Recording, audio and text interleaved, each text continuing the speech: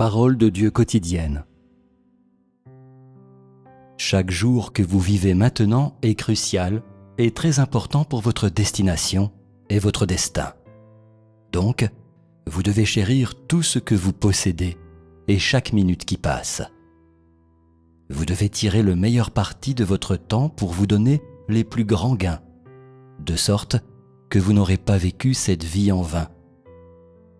Vous vous sentez peut-être confus au sujet de mon but en vous disant ces paroles.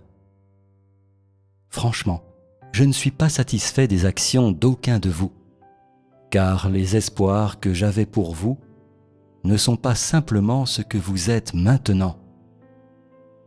Ainsi, je peux l'exprimer de cette façon.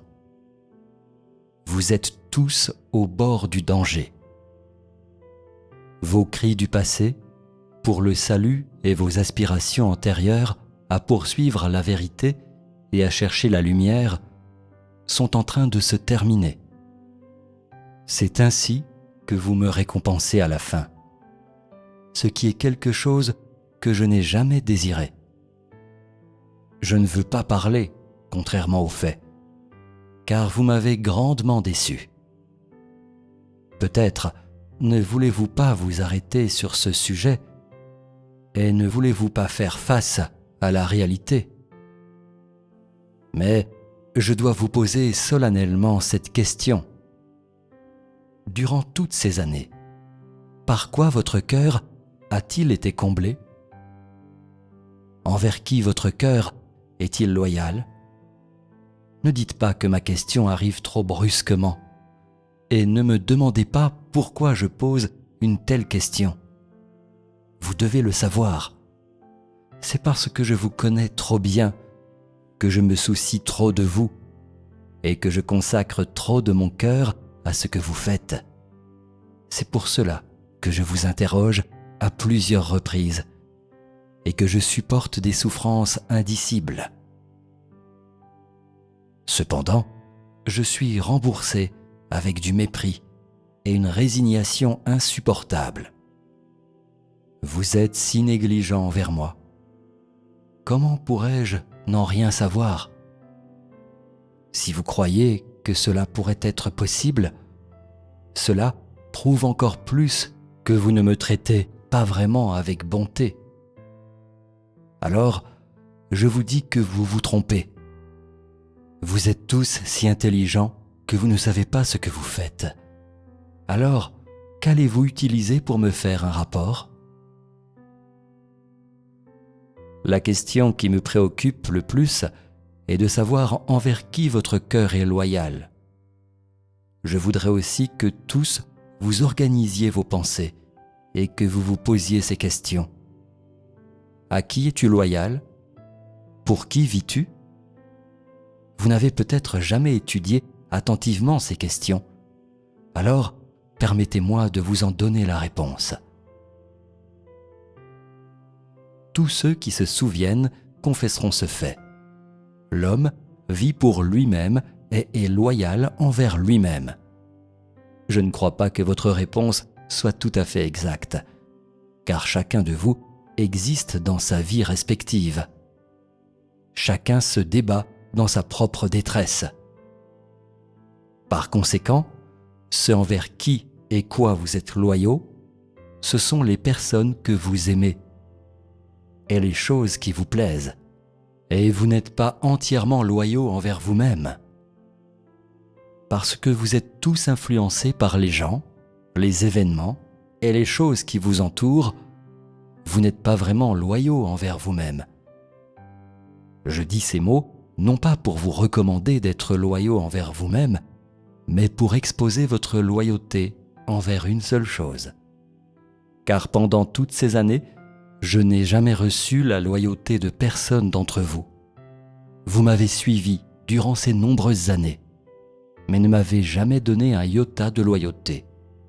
Au contraire, vous avez tourné autour des personnes que vous aimez et des choses qui vous plaisent, à tel point qu'elles sont gardées près de votre cœur et jamais abandonnées, n'importe quand, n'importe où.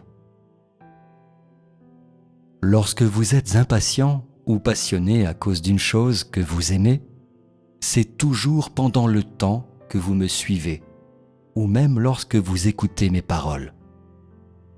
Donc, je le dis, vous utilisez la loyauté que je vous demande pour être plutôt loyaux envers les objets de vos affections et les chérir. Bien que vous puissiez sacrifier une chose ou deux pour moi, cela ne représente pas votre tout et ne montre pas que c'est envers moi que vous êtes vraiment loyaux. Vous vous engagez dans les entreprises dont vous êtes passionnés. Certains sont loyaux envers les fils et les filles, les autres envers les maris, les épouses, les richesses, le travail, les supérieurs, le statut ou les femmes. Vous ne vous êtes jamais lassé de ce envers quoi vous êtes loyaux, ni en avez été agacé. Plutôt, vous avez de plus en plus envie de posséder des quantités et une qualité plus grande des choses envers lesquelles vous êtes loyaux. Et vous n'avez jamais désespéré. Moi-même et mes paroles, nous sommes toujours repoussés à la dernière position en termes de sujets qui vous passionnent. Et vous n'avez pas d'autre choix que de les classer en dernier. Certains gardent même une dernière place pour quelque chose envers laquelle être loyaux, mais qu'ils n'ont pas encore découverte. Ils n'ont jamais gardé une partie de moi dans leur cœur. Peut-être pensez-vous que je vous demande trop ou que je vous accuse injustement? Mais n'avez-vous jamais pensé au fait que lorsque vous passez du bon temps avec votre famille, vous n'avez jamais été une fois loyaux envers moi? En de pareils moments, cela ne vous fait-il pas mal? Quand votre cœur est rempli de joie d'avoir reçu une rémunération pour votre travail, ne vous sentez-vous pas découragé de ne pas vous être muni de suffisamment de vérité? Quand avez-vous pleuré de n'avoir pas reçu mon approbation? Vous vous cassez la tête et vous vous donnez beaucoup de mal pour vos fils et vos filles. Mais vous n'êtes toujours pas satisfait. Vous croyez toujours que vous n'avez pas été diligent envers eux, que vous ne leur avez pas consacré tous vos efforts. Mais, envers moi, vous avez toujours été négligent et sans souci, me reléguant dans vos souvenirs et ne me laissant pas subsister dans votre cœur. Vous ne sentez toujours rien pour mon dévouement et mes efforts, et vous n'avez jamais essayé de comprendre. Vous faites simplement une brève réflexion, et vous croyez que cela suffira. Cette manière de loyauté n'est pas ce que j'ai longtemps désiré, mais ce qui a longtemps été une abomination pour moi. Cependant, indépendamment de ce que je dis, vous continuerez à admettre une ou deux choses et ne pourrez pas l'accepter pleinement, car vous êtes tous très confiants et vous triez toujours ce que vous acceptez des paroles que j'ai prononcées. Si vous êtes toujours ainsi, j'ai en réserve des moyens de lutter contre votre assurance, et je vais faire en sorte que vous reconnaissiez que toutes mes paroles sont vraies et non une distorsion des faits.